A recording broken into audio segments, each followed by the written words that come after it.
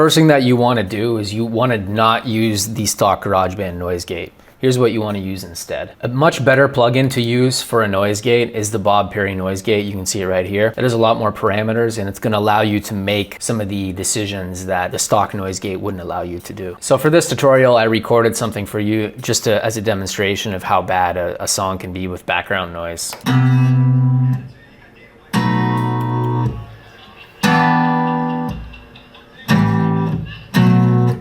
So as you can see, it's quite horrific, right? Like you can hear the UFC conference in the background. So the first thing that you want to do, of course, is you want to load your noise gate on your signal chain like this. I usually put it after the compressor because that's the way I like to do it. Some people would do it before. So here, everything is set to 0, right? That's step number 1. Step number 1, put everything to 0.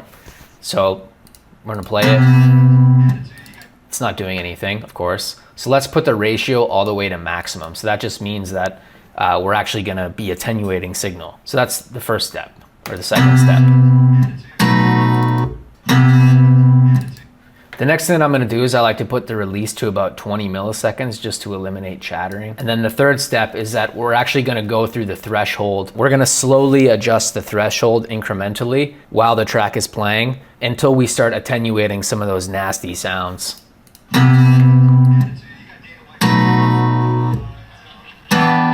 So you can see it starting to work.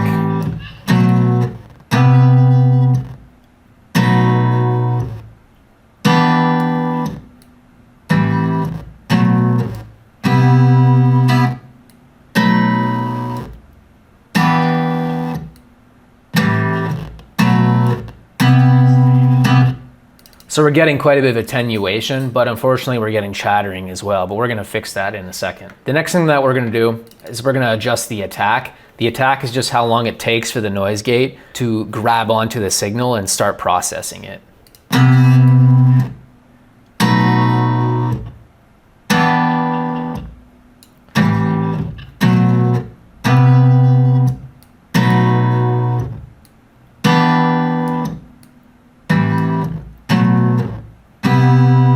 I'm actually going to leave it quite fast because I want it to grab onto it right away. From there, we're going to adjust the hold. That's how long it takes to hold it. The hold is how long it takes for the gate to stay fully open.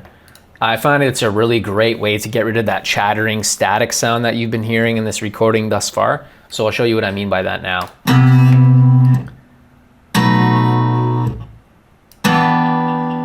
So a big improvement already, right?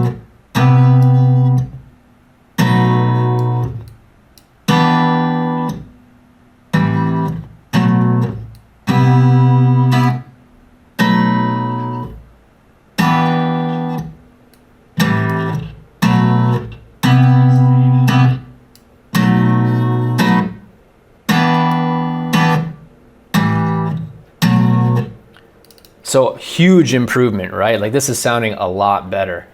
Now, if you have any problematic areas, what I'd like to do is hit C on the keyboard. That'll bring up your cycling option. By the way, I got a present for you. Go to producersociety.com/free mixing cheat sheet. That'll put you on my list to get a free mixing cheat sheet. And I send all kinds of cool tips and stuff that I don't share anywhere else. You can also join my forum at forum.producersociety.com. For now, it's totally free to sign up, but in the future, I'll probably lock it down and then turn it into a full course platform. And then you can isolate where the problem is. So I forget where it was. Let's find it. The fast part, I think it was.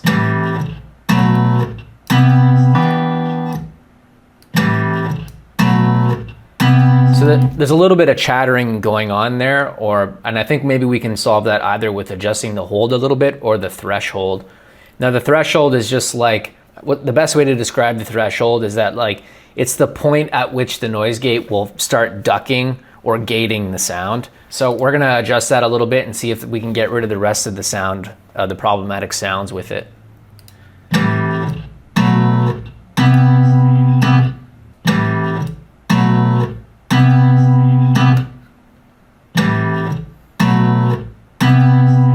So that's sounding a lot better now, right? Let's turn the cycling button off. So what we're gonna do is we're gonna listen to the first 3 seconds without the noise gate. Here's what it sounds like without it.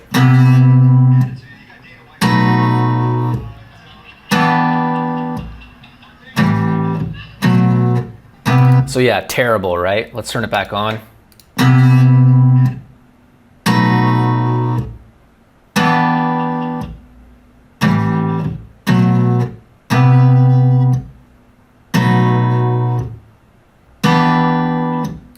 Way better, right? I'm really happy with how that sounds.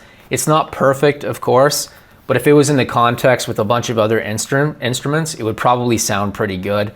The compression would maybe bring out some of the talking and make it sound, not great, but it's a lot better than what it was like before. So ultimately, that's how you use a noise gate. If you wanted to eliminate more background noise, you could actually use what's called the Isotope RX9 noise editor. Excuse me, it's actually the RX10 background noise remover. This is this software right here. Personally, I've never used it, but I've heard really great things about it from people. It's capable of removing background noise in a way that a traditional noise gate just can't quite do.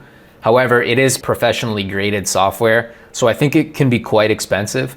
But if you're really serious about like cleaning up your audio in a significant way, I think this should work. But ultimately, that's about it for this tutorial.